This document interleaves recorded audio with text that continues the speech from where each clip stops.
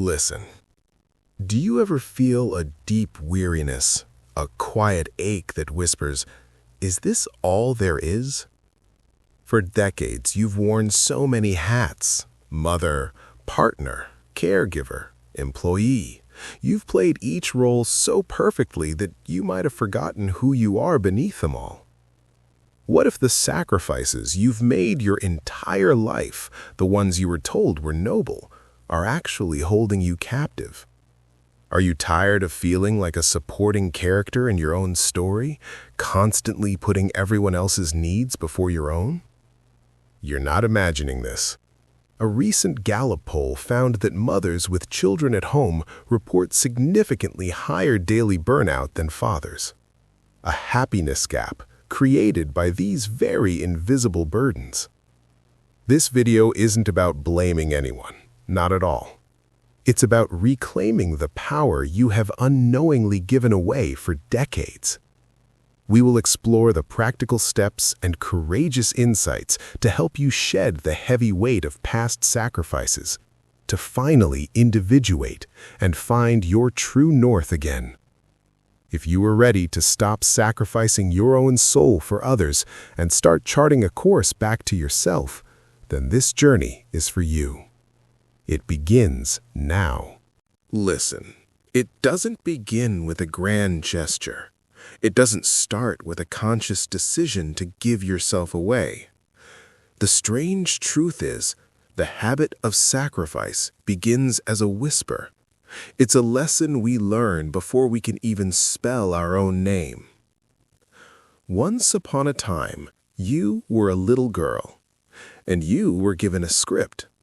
The world hands this script to almost every little girl, and the script is simple. Your value is in your giving.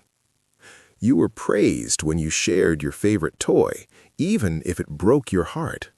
You were called a good girl when you were quiet, when you didn't make a fuss, when you put your siblings' needs before your own. You learned at a cellular level that love and approval were the rewards for selflessness. It wasn't a malicious lesson. Often it was taught with love, but it was a powerful one. You learned that being good meant being for others. And every day you practiced that script until it was no longer a script. It became your operating system. It became a habit. Here's the thing about the habit of self-neglect. It's cumulative. It works by stealth. Imagine that every time you made a small, seemingly insignificant act of self-sacrifice, you placed a tiny pebble in your pocket. The yes that should have been a no, that's a pebble. The hobby you let go of because you didn't have time, that's a pebble. The family dinner you organized, cooked, and cleaned up after while feeling utterly exhausted, that's a handful of pebbles. The promotion you didn't go for because it might disrupt the family schedule, that's a heavy stone. At first, you don't even notice the weight. A few pebbles are nothing.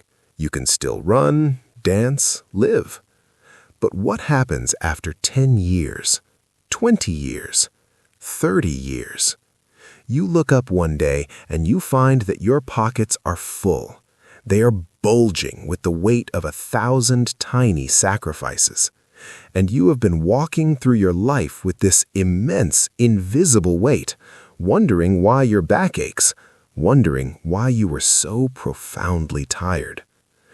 You were not imagining this weight. That Gallup poll I mentioned found a significant happiness gap between mothers and fathers, a gap created by the cumulative weight of these very pebbles. Because of that, a growing disconnect begins. This is the first crucial warning sign. It's a strange feeling. On the outside, your life might look perfect. The beautiful home, the successful career, the wonderful family. You have everything you were told you should want. You look at your life and your mind tells you, "I should be happy." But your soul whispers a different story. It whispers in the quiet moments late at night, a feeling of emptiness you can't quite name. It shows up as a quiet hum of resentment when you see someone else living a life of creative freedom. It manifests as a sudden, sharp pang of something when you realize you don't even know what your own hobbies are anymore. You feel like a ghost in your own home, a manager of a life rather than the star of it. You are so busy taking care of everyone else's needs that you've forgotten how to even hear your own. This feeling, this is not a midlife crisis. This is not ingratitude. It is the logical, inevitable conclusion of a lifetime of carrying too many stones. It is the early warning sign that your authentic self, the woman who exists beneath all the roles and expectations, is starving. She is running out of air, and her exhaustion is the first sign that she is in danger of disappearing completely. So, we've seen the habit. We see the slow, silent erosion. But what is this shadow of sacrifice? How do we even begin to unmask the unchosen obligations that have become so normal we don't even see them as choices anymore? That is where we must go next. Listen, so the pebbles have filled your pockets. The exhaustion has set in. And then one day, something happens. This is the midlife awakening. It's often not a gentle sunrise, it's a lightning strike. Maybe it's a health scare that forces you to a full stop.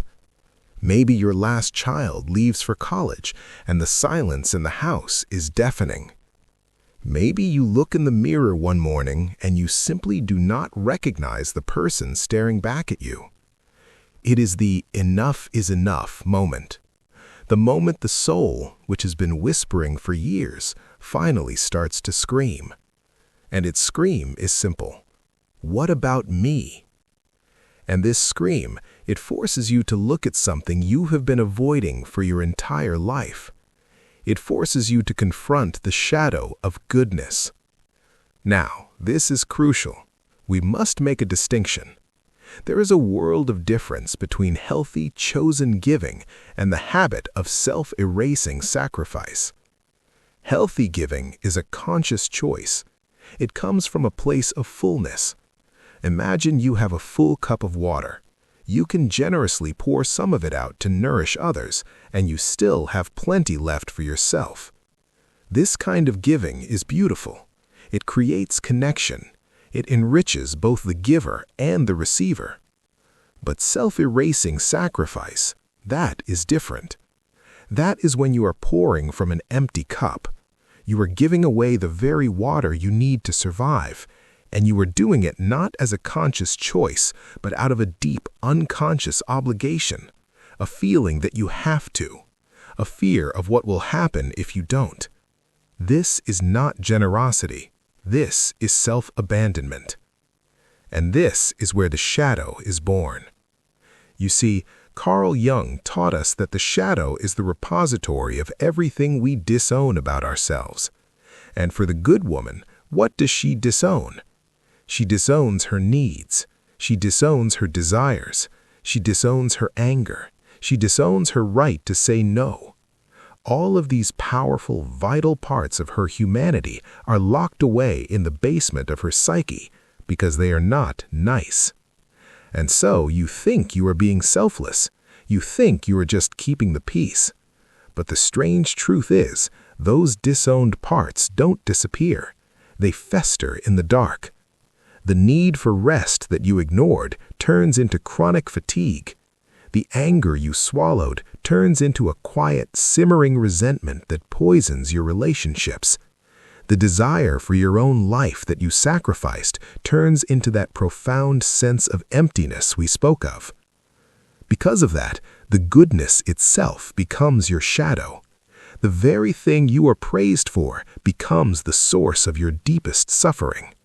It becomes the beautiful cage, and you are so used to living inside it, you don't even see the bars anymore. The bars are made of the word should. I should go to that family event even though I'm exhausted. I should take on that extra project at work to prove I'm a team player. I should say yes to that request because they are counting on me. These shoulds are the unchosen obligations. They are the contracts your soul never signed. And that brings us to the biggest obstacle of all, the gatekeeper of this beautiful cage. It is the deep, profound, paralyzing fear of being seen as selfish. This word, selfish, it is the most powerful weapon ever used against a woman's individuation. From the time we were little girls, it was the ultimate accusation. To be called selfish was to be called unlovable, unworthy, a bad person. And so we spend our lives running from it. We will pour from an empty cup. We will carry the weight of the world. We will erase ourselves into non-existence just to avoid that label. But here is the alchemical truth that can set you free. The truth you must grasp to begin this journey back to yourself. Prioritizing your needs is not selfish, it is necessary. Refilling your own cup is not selfish, it is your responsibility. Saying no to an unchosen obligation is not selfish, it is an act of profound respect. The real selfishness is to continue pouring from an empty cup, offering the world a resentful, exhausted, half-dead version of yourself. Your greatest gift to the world is not your sacrifice, it is your wholeness. So, we have unmasked the shadow. We have named the gatekeeper. But how do we actually begin to walk out of the cage? How do we start to tell the difference between the shoulds and our own true wants? That is the great crossroads of self-discovery, and that is where we must go next. Listen. So we are standing at a crossroads. Behind you is the well-worn path of sacrifice, the one you know so well. In front of you is the fog of uncertainty. And the gatekeeper of fear is telling you that to choose a new path is selfish, dangerous, and wrong. So what do? The journey back to yourself does not begin with a dramatic leap into the fog. It begins with a quiet excavation. It begins by reconnecting with the desires you buried so long ago you may not even remember what they were. For decades, you have been an expert in anticipating other people's wants. You know your partner's favorite meal, your mother's favorite flower, your child's secret fear. But I have a question for you, a question that might stop you in your tracks. What is your favorite flower? What is your favorite way to spend a Saturday afternoon if no one else's needs were a factor? What is a secret dream you hold in your heart that you've never told anyone because it felt too silly or too impossible? If the answers don't come easily, that's okay. That is not a sign that you have no desires. It is a sign of how deeply they've been buried. And our first job is to gently start digging. So here's a powerful, practical exercise you can do tonight. It is the exercise of shoulds versus wants. I want you to take a piece of paper and draw a line down the middle. On the left side, I want you to write the heading shoulds. This is a list of all the obligations in your life that drain your energy. Be honest, this is for your eyes only. I should call my sister even though she always complains. I should volunteer for that committee because everyone expects me to. I should host the holiday dinner again even though it exhausts me. This list is a map of your beautiful cage. It shows you the bars. Now, on the right side, I want you to write the heading wants. This is the harder list. At first, it might even be blank. I want you to sit in the quiet and gently ask your soul, what do you want? And you listen for the whispers. These are not grand, life-altering desires at first. They are small. I want to drink my morning coffee in silence for 10 minutes before anyone else wakes up. I want to read a novel that has nothing to do with self-improvement. I want to walk in the woods without my phone. I want to learn how to paint with watercolors. Do not judge these wants. Do not dismiss them as frivolous. This is the first breadcrumb trail leading you back to your authentic self. The shoulds are the voice of your persona, the good woman. The wants are the whispers of your soul, your true self. For years, the shoulds have been screaming and the wants have been silent. Your job now is to start turning down the volume on the shoulds and turning up the volume on the wants. Because that brings us to a profound opportunity. Midlife is not an ending, it is an intersection, and it offers you the chance to challenge the old narrative. The story you've been living has been written by society, by your family, by your circumstances. A story where you are the reliable, selfless caregiver. It's a good story, but it is not the only story, and it might not be your truest one.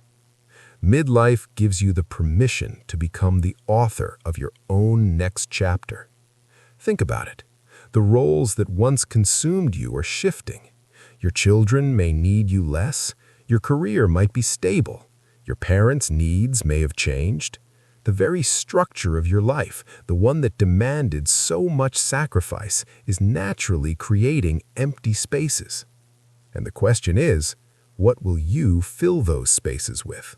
More shoulds, more obligations to others, or will you, for the first time, dare to fill them with your wants? This is the crossroads. This is the moment you stop letting the story happen to you and you start writing it yourself. You have the life experience, the wisdom, and now perhaps the space to redefine what success and happiness mean to you on your own terms. The Sarah I told you about in a previous video, the one whose bookstore failed, after she had her awakening, she didn't try to become a high-powered lawyer again. She filled new space in her life.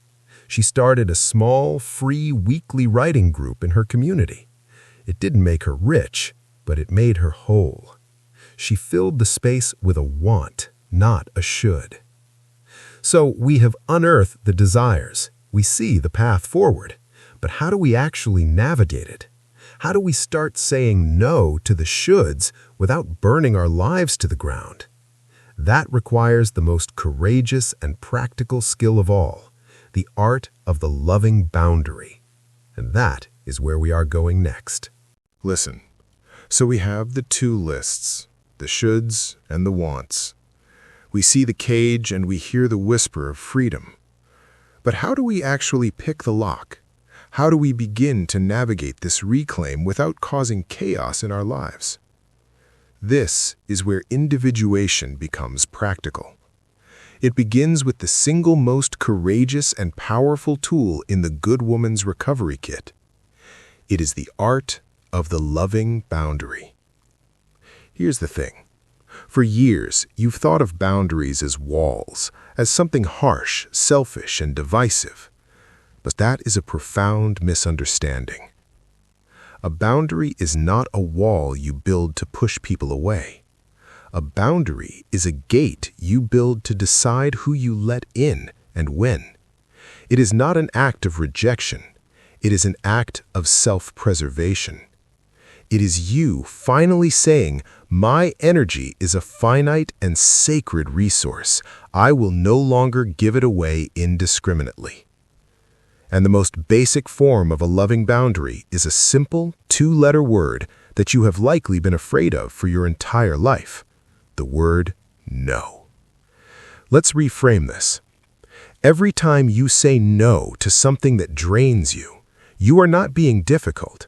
You are creating the space to say yes to something that nourishes you. Saying no to hosting that exhausting holiday dinner is saying yes to a quiet, peaceful holiday for yourself. Saying no to that extra project at work is saying yes to having the energy to pursue that watercolor class you've been dreaming of. Saying no to a draining phone call is saying yes to your own mental peace. Your no is not a weapon, It is a key. It is the key to unlock the door to your own inner world. So how do we start? You start small. You start with low-stakes situations, and you use a simple, kind, and firm script. You don't need to over-explain. You don't need to apologize for your needs. Here are a few phrases you can practice. Memorize them. Let them become your new operating system.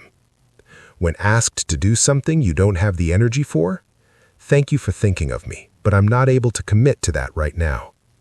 When someone is complaining endlessly, it sounds like this is really difficult for you.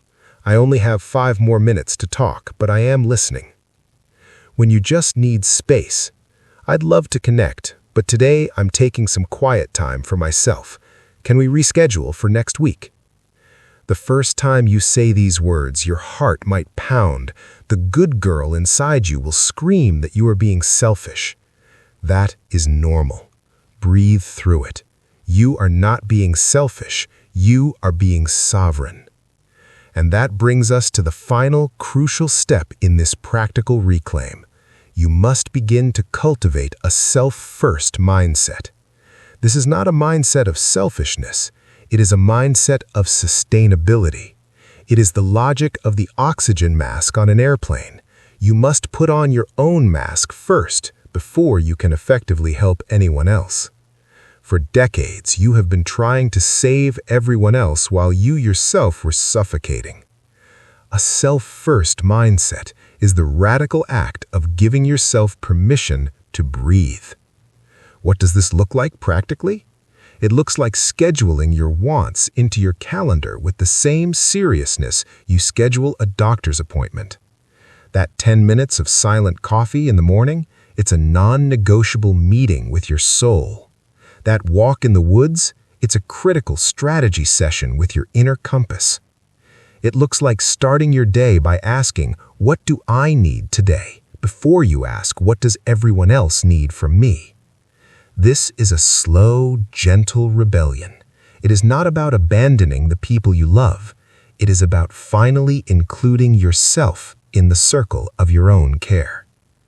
So we have the tools, the loving boundary, the power of no, the self-first mindset.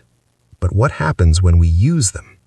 What does this new reclaimed future actually look like?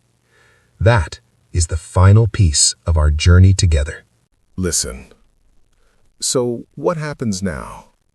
What does this reimagined future look like once you start wielding the tools of the loving boundary and the courageous no? The strange and beautiful truth is, this journey does not make you a more selfish person. It makes you a more authentic one. And an authentic person gives from a place of fullness, not obligation. You stop offering the world a resentful, empty cup. Instead, you become an overflowing spring. The people in your life no longer get the exhausted, depleted version of you. They get the real you, the vibrant, joyful, and truly present you. That is the greatest gift you could ever give them. But it's important to remember, this is a journey, not a destination. It is a dance. You will stumble. The old habit of the good woman is powerful.